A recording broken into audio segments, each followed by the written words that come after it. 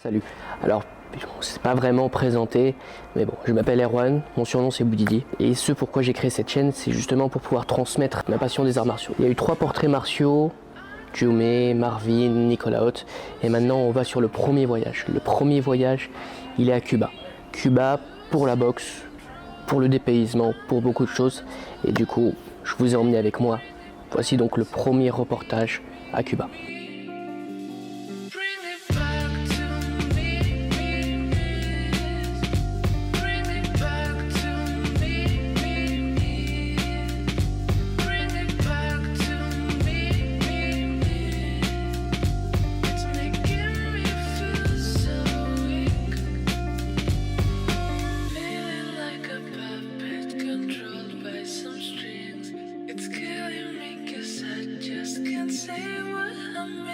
Alors, pourquoi Cuba?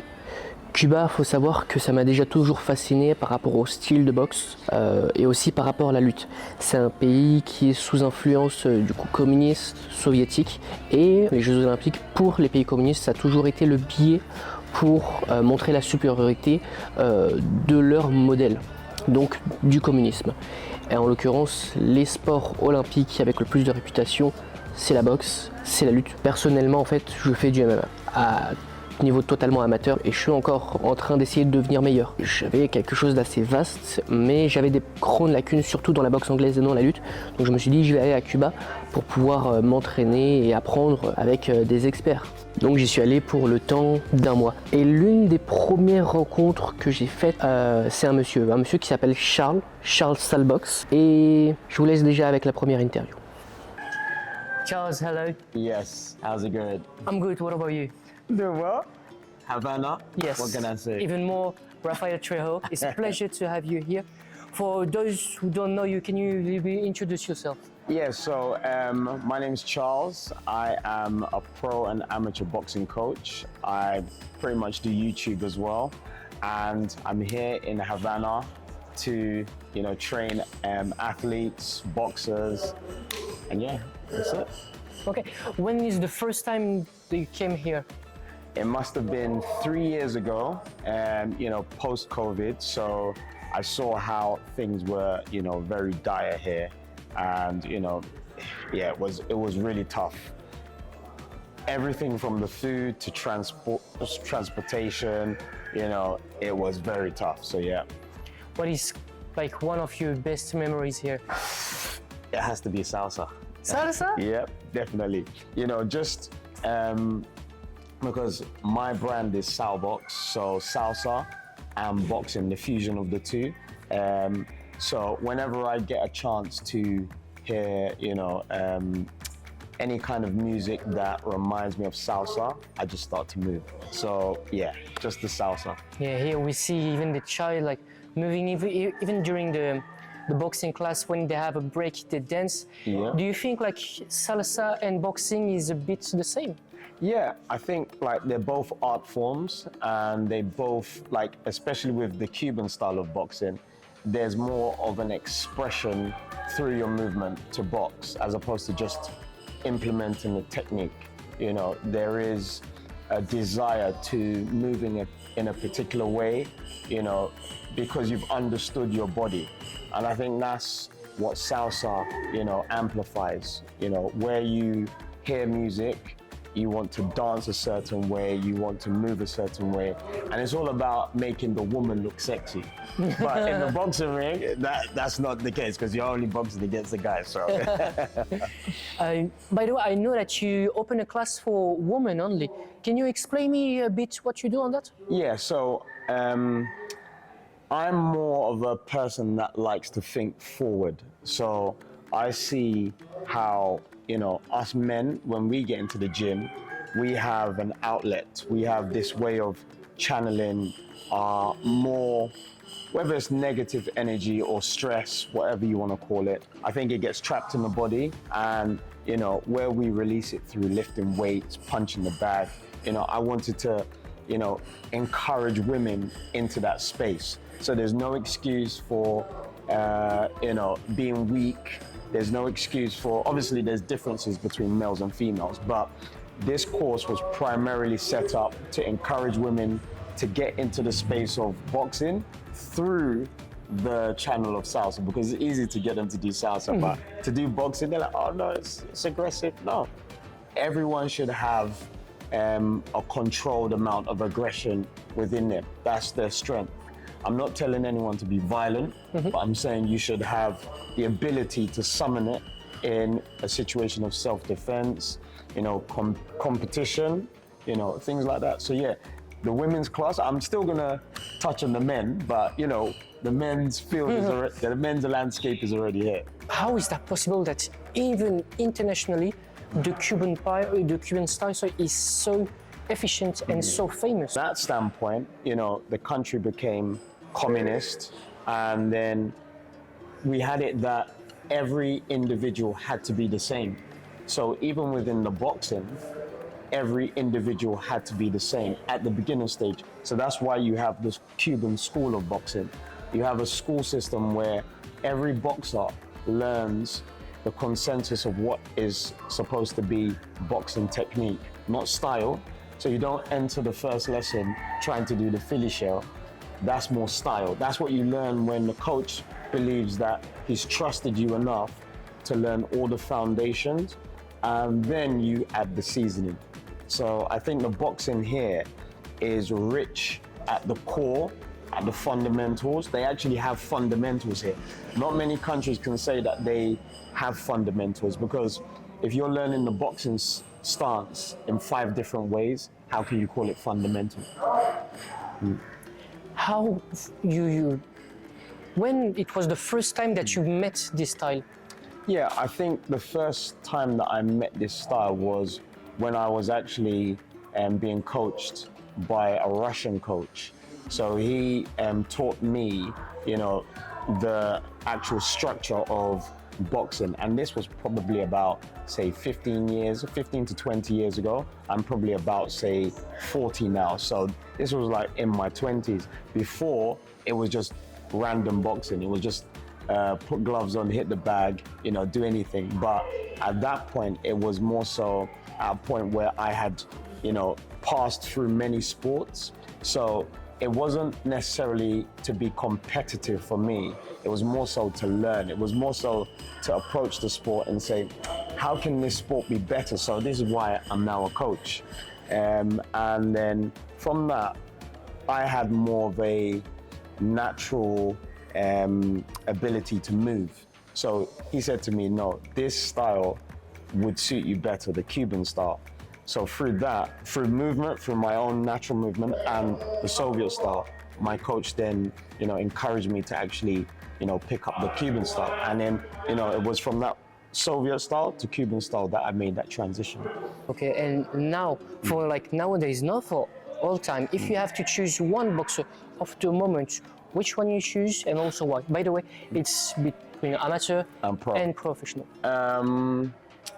I think at the moment, I won't go into boxers that are unknown, because there are thousands of millions of boxers here in Havana. But I would say, that's another good question.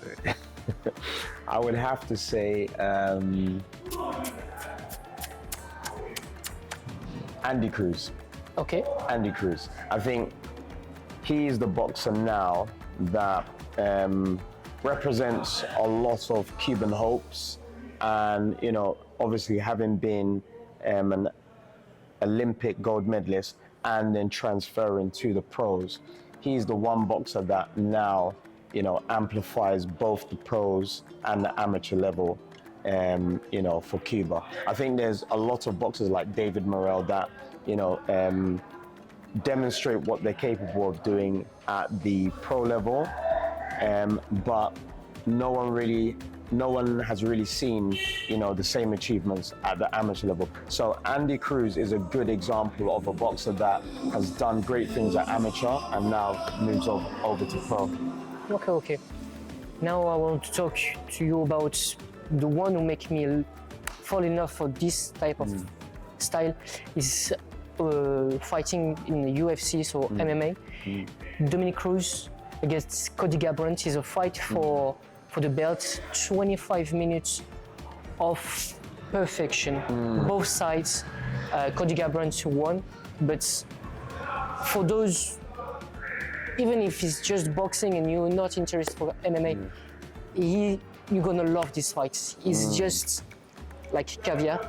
For you, is the boxing Cuban style is a good style for MMA? I think Cuban technique is slightly different to Cuban style. Cuban style is more the movement that you apply conventionally to amateurs. So the movement, but if you learn Cuban technique and then you modify the style that you're going to use to maybe, the pro style or the style that is more beneficial to MMA, I think that would be something that you should do, So, and that's the thing, obviously, where you have an amateur boxer, and this is the misnomer, this is this misconception, I should say. If you come to Cuba, you'll see that there's many styles. There's boxers that don't necessarily move their feet that much, but can move their feet because of the technique and stuff. But you would actually understand that most of the styles that you find across the world are present in Cuba. It's just because the only boxers that we really see are the amateurs, and they need to have a fast, fleet-footed style. So yeah, I would say Cuban technique for anyone. Anyone can learn it because it's just about moving your hands and your feet. But the Cuban style, that probably, it depends on what UFC entails. If it's quick, fast-paced, then yeah, the Cuban style could be beneficial because you need some of that kind of unorthodox movement.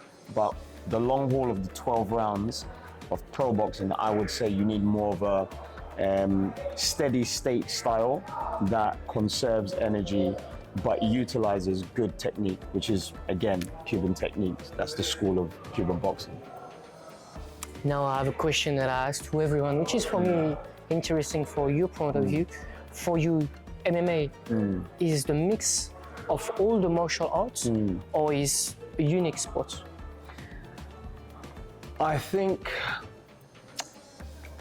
it has developed into this unique sport. I think it's definitely a mixture, but a mixture like a salad bowl or like a soup. I think it's become more of a soup. It's become a thing where I believe like many years ago when you had like Rickson Gracie, you had these individual sports coming together to battle one another. I think it was called Valetudo or something like that. Yeah, it's the old name of MMA. Yeah, exactly. But I think now you can go to an MMA gym and you won't have a boxer trying to teach it. You would have an actual person that has learnt, touched on all of these art forms and disciplines to teach.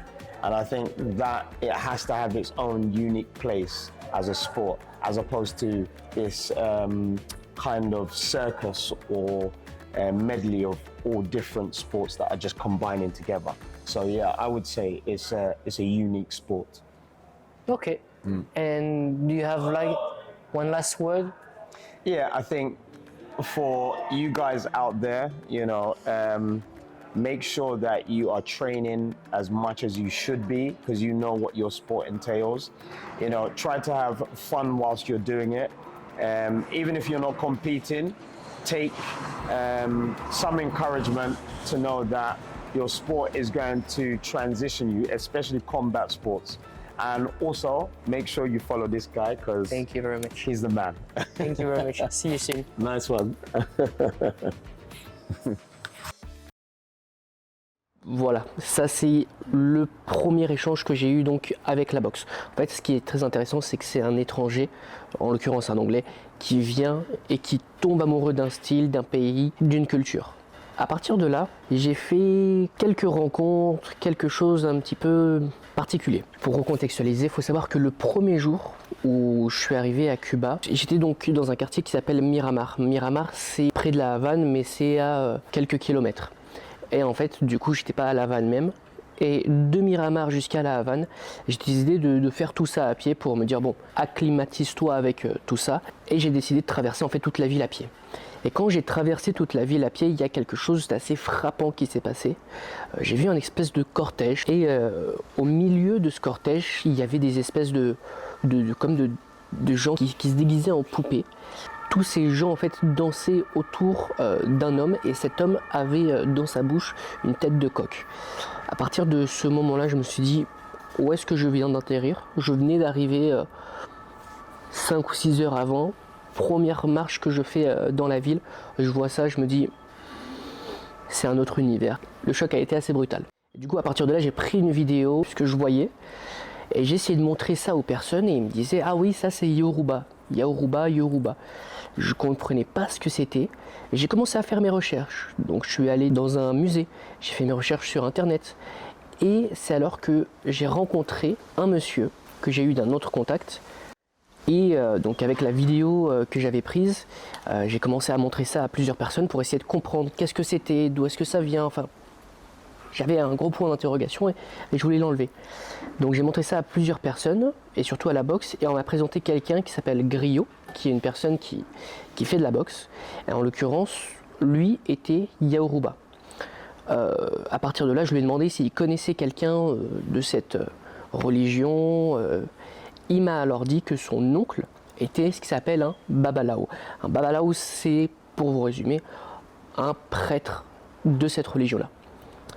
À partir de là, Griot m'a mis en contact avec son oncle et s'en est sorti une interview.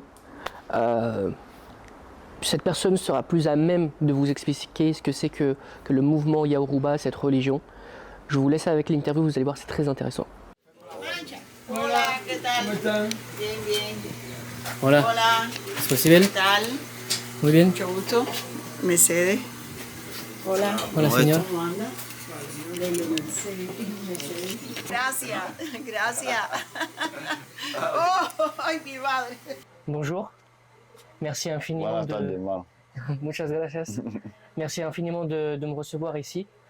Donc, est-ce que tu peux te présenter un petit peu ton prénom, ton nom, qui tu es et qu'est-ce que tu fais? Mi nombre es Leandro Morales González, vivo aquí en Viborapal. Esta es mi humilde casa. Estás invitado aquí sin ningún tipo de problema. Soy babalao.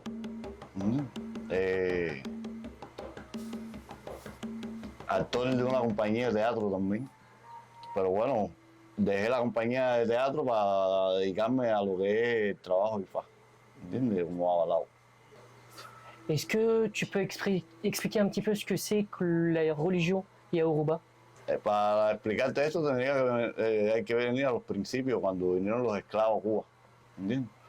Que fueron los que nos legaron, ¿entiendes? Esta tradición religiosa. Esto es, como decirte, la religión yoruba es una cultura milenaria, ¿entiendes? Que viene de muy atrás, de cuando aquellos negros en África eran libres, gozaban de libertad, ¿entiendes? Llegó la época empezaron a cogerlo, empezaron a traer la esclavitud, empezaron a repartirlo por toda América y llegaron a Cuba y llegaron distintos tipos de religión, pero todas las religiones, como el palo, la santería y el Ifá, todo viene siendo la religión yoruba, ¿entiendes? También yoruba es la lengua materna de ellos, ¿entiendes? Es su lengua materna, ellos hablan yoruba. Est-ce que vous avez un livre sacré ou comment vous arrivez à étudier? Si je prends par exemple le christianisme, ils suivent la Bible. Après, il y a différents courants, mais qu'en est-il du mouvement Yoruba, de cette religion? Est-ce qu'il y a un livre ou alors c'est des histoires qui se racontent? Comment il y a cette transmission? A ver, no hay un libro que sea un libro de Ifá como la Biblia, por ejemplo, que por donde todos se rigen, porque la Biblia, no, eso no existe. en Yoruba. Ahora, sí, han habido muchas personas que han sido muy estudiosos, han habido muchos estudiosos, entre estos este señor que te dije, Víctor Okunda Mané, que han sacado muchos libros, ¿entiendes? Y ha hecho que nosotros, los avalados cubanos, comprendamos un poco más la religión, ¿entiendes? Pero no tiene un nombre. Pero no hay un libro específico que sea, porque como ya te dije, esta religión se ha transmitido de oído. No se escribió. Ahora, Dans la religion Yoruba, c'est une religion polythéiste, donc avec plusieurs divinités. Est-ce que tu pourrais en citer les plus primordiales et dire à quoi elles correspondent? lo primero es, a ver, cuando uno llega, siempre las personas mayormente llegan a la religión yoruba porque tienen un problema, ¿entiendes? Mayormente llegan siempre a la religión yoruba por problemas, ya sea porque tienen un enfermo, porque haya algún problema Justicia. de justicia, ¿entiendes? Por X problemas maritales, ¿entiendes? Siempre llegan aquí por un problema. Y entonces, en mi caso, por ejemplo, el babalao, ¿qué es lo que hace? Hace una adivinación, ¿entiendes? Porque siempre las personas cuando vienen a un babalao vienen buscando que el babalao le adivine, ¿entiendes? Bueno, nosotros somos abuó. El abuó es el adivino, ¿entiendes? Entonces, nosotros le hacemos la adivinación, ¿verdad? Y le decimos, no, mira, aquí la problemática que está pasando es que usted tiene problemas con su esposo, o la problemática que usted tiene algún familiar en una cama de hospital, ¿entiendes?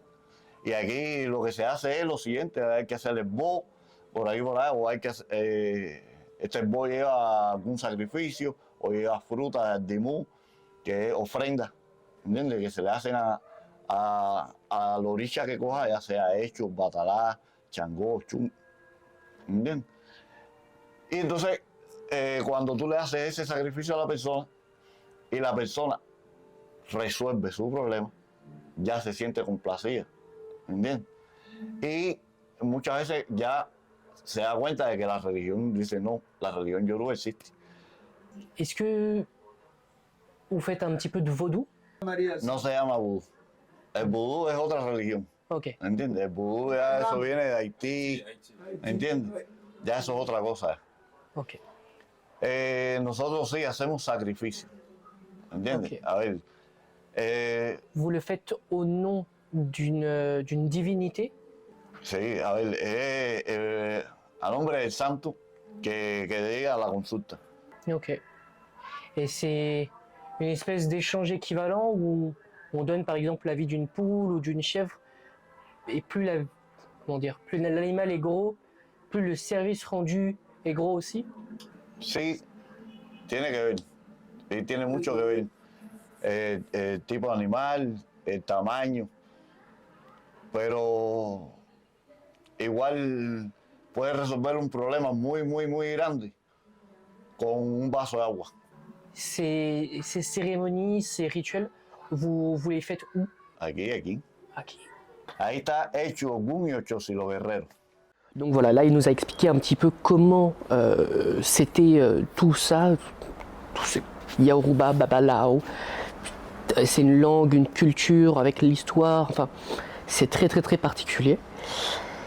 Et puis par message, quand même on se tient au courant, et en fait il me dit que il peut m'inviter à une cérémonie, donc à une cérémonie et à un sacrifice. J'y suis allé, j'ai seulement pu prendre quelques photos, et encore c'était très restreint, donc j'ai pas pu avoir grand chose. Néanmoins c'était très particulier. En fait c'était comme des chants africains.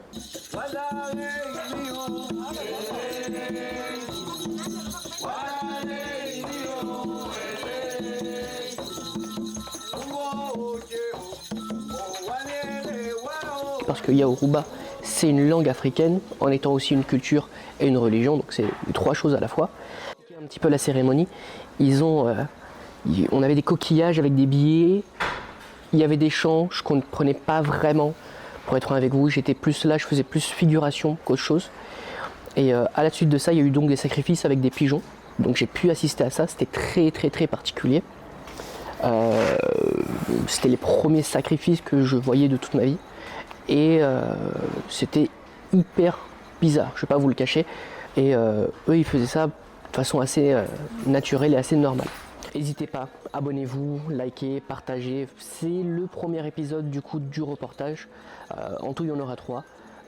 Ça peut nous être grandement utile si même vous allez dans la description et vous allez dans Tipeee et vous faites un petit don. Il faut savoir que tout l'argent qui sera des dons, c'est pas du tout de l'argent qu'on mettra dans la poche. Mais il faut savoir que du coup derrière, il y a Roman et Baptiste qui sont les monteurs qui s'occupent de tout ça.